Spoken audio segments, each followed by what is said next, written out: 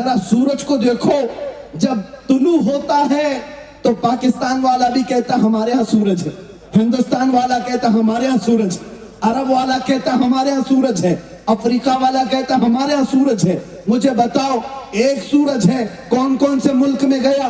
سارے لوگ کہتے نہیں، سب سچ کہہ رہے ہیں، اس لیے کہ ایک سورج نکلتا ہے، ہر گھر میں روشنی دیتا ہے۔ اب سنو، جب یہ سورج نکل کر کے پوری دنیا میں اپنی کرنیں بکھیر سکتا ہے تو تمہیں پتہ نہیں یہ سورج بنایا کیسے گیا ہے۔ یہ میرے مصطفیٰ کے قدموں کے ناخنوں کی کترن سے سورج اور تارے بنائے گئے، چاند اور سورج بنائے گئے، اور جب مصطفیٰ کے قدموں کی کترن سے سورج پوری دنیا کو اجالا کر سکتا ہے تو وہ ذات رسول ہر قبر کو کیسے نہیں اجالا کر سکتا؟ سبحان اللہ، سبحان اللہ۔ ہاں میرے عزیزوں، مصطفیٰ کریم کے بارے میں یہ عقیدہ رکھنا، وہ حاضر بھی ہیں ناظر بھی ہیں۔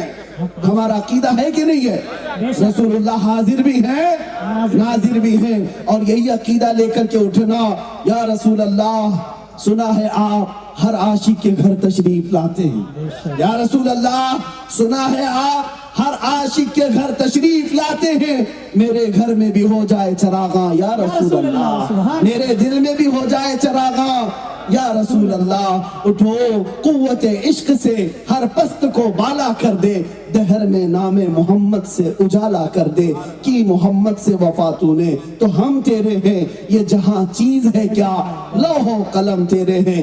ایک عیسائی مبلغ یہ کہتا ہوا پھر رہا تھا لوگوں میں کہ ہمارے نبی عیسیٰ علیہ السلام افضل ہیں۔ اس سے لوگوں نے پوچھا کیوں؟ وہ کہتا ہے اس لیے کہ ہمارے نبی عیسیٰ مردوں کو زندہ کرتے تھے، اور یہ بات قرآن میں آئی ہے، عیسیٰ علیہ السلام مردوں کو زندہ کرتے تھے، لیکن پورے قرآن میں محمد صلی اللہ علیہ وسلم مردوں کو زندہ کرتے تھے ایسی کئی بات نہیں آئی، پورے قرآن میں ایسا لکھا ہوا نہیں ہے۔ وہ سب کو گمراہ کرتے ہوئے پھر رہا تھا عیسائی۔ جب حضرت غوث پاک سیدنا شیخ عبد القادر جیلانی رضی اللہ تعالیٰ عنہ تک یہ بات پہنچی، آپ نے اس کو بلوایا، اس عیسائی مبلغ کو، کہا کیا ہے تیرا مدعا؟ اس نے کہا میرے نبی عیسیٰ افضل ہے محمد سے، اس لیے کہ میرے نبی عیسیٰ مردوں کو زندہ کرتے تھے۔ غوث پاک نے کہا اچھا تیرے نبی مردوں کو زندہ کرتے تھے اس لیے افضل ہیں، چل عبد القادر قبرستان میں چلتا ہے، تو جس قبر پر ہاتھ رکھے گا میں زندہ کر کے دکھاؤں گا، میں زندہ کر کے دکھاؤں گا۔ اور وہ ساتھ میں چلا، قبرستان آئے، اور شیخ عبد القادر جیلانی جب کہتے ہیں بتا کسی قبر کو، اس عیسائی مبلغ نے ایک پرانی قبر پر ہاتھ رکھا، آپ نے کہا میں یہ بھی بتا دیتا ہوں یہ قبر 200 سال پرانی ہے، اور اس میں جو سویا ہوا ہے وہ گویا تھا، گانا گا کر کے کمائی کرتا تھا، میں اسے زندہ کرتا ہوں۔ اور ایک ٹھوکر لگائی، قم باذنی، میرے حکم سے اٹھ جا، قبر پھٹ گئی اور مردہ زندہ کھڑا ہو گیا، اور لوگوں نے دیکھا، اور اس کے بعد پھر سیدنا غوث پاک نے اسے واپس قبر میں بھیجا۔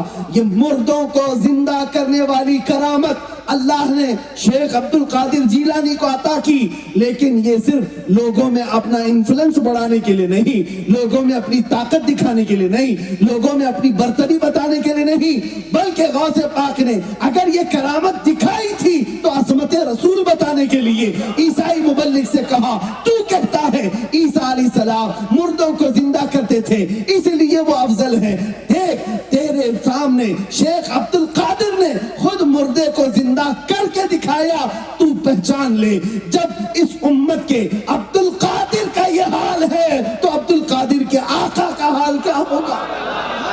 سبحان اللہ۔ میں میرے نبی کا ادنا غلام ہوں، میں جب زندہ کر کے دکھا سکتا ہوں، میرے مصطفیٰ کو مولا نے کیا کیا کمالات عطا کی، ہاں کرامت بھی دکھائی ہے غوث پاک نے تو وہ رسول کی عظمت بتانے کے لیے، ہاں یہ نہیں کہ لوگوں میں اپنی برتری بتانے کے لیے، لوگوں میں بڑھاوا دکھانے کے لیے۔ ایک بار آپ اپنی خانقاہ میں بیٹھے ہوئے تھے، ایک صاحب آئے اور کہا کہ حضور میرے گھر کل دوپہر میں دعوت ہے، آپ نے قبول کر لی۔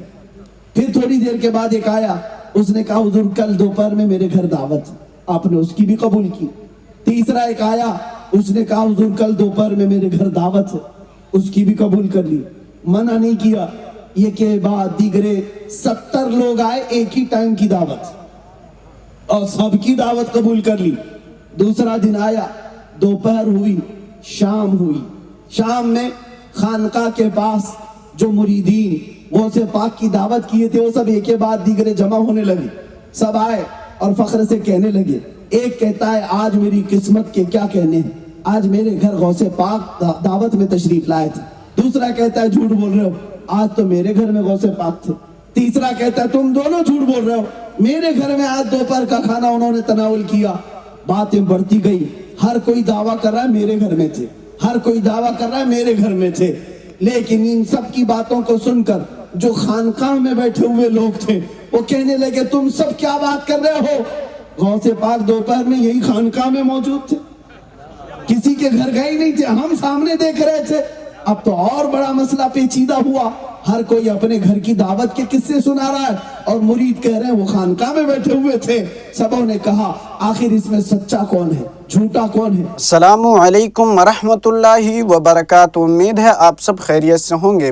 دوستو, اس پورے بیان سے ایک بات تو بالکل واضح ہو گئی کہ آقا کریم صلی اللہ علیہ وسلم کی عظمت ایسی ہے جسے نہ وقت باندھ سکتا ہے نہ عقل کی دیواریں روک سکتی ہیں. جب ان کے غلاموں کی کرامت کا عالم یہ ہو کہ عبد القادر جیلانی جیسا ولی ایک لمحے میں کئی گھروں میں تشریف لے آئے, مردوں کو اللہ کے حکم سے زندہ کر دے, تو سوچو اس نبی پاک صلی اللہ علیہ وسلم کا رعب, اس نبی پاک صلی اللہ علیہ وسلم کا جلال, اس نبی پاک صلی اللہ علیہ وسلم کی قدرت عطائی کس مقام پر ہوگی جن کے نالین مبارک کی قطرن سے سورج و ستارے بنائے گئے. آج ہمیں بھی یہی پیغام دیا جاتا ہے کہ اگر عزت چاہیے, اگر روشنی چاہیے, اگر دل و گھر میں ایمان کی حرارت چاہیے تو آقا صلی اللہ علیہ وسلم کی غلامی میں سچے دل سے داخل ہو جاؤ, ان کے ذکر سے دلوں کو جلاؤ, ان کے وقار کی حفاظت کرو, ان کی محبت کو معیار زندگی بنا لو. پھر دیکھو کس طرح اللہ تمہیں اندھیروں سے نکال کر عزت کے منبر پر بٹھا دیتا ہے. میرے عزیزو, آج اگر ہم اپنی زندگی میں کسی کمی کا شکار ہیں, کسی پریشانی میں ہیں یا دلوں میں بے چینی ہے, تو اس کا علاج یہی ہے کہ اپنے نبی پاک صلی اللہ علیہ وسلم سے وفادار ہو جائیں.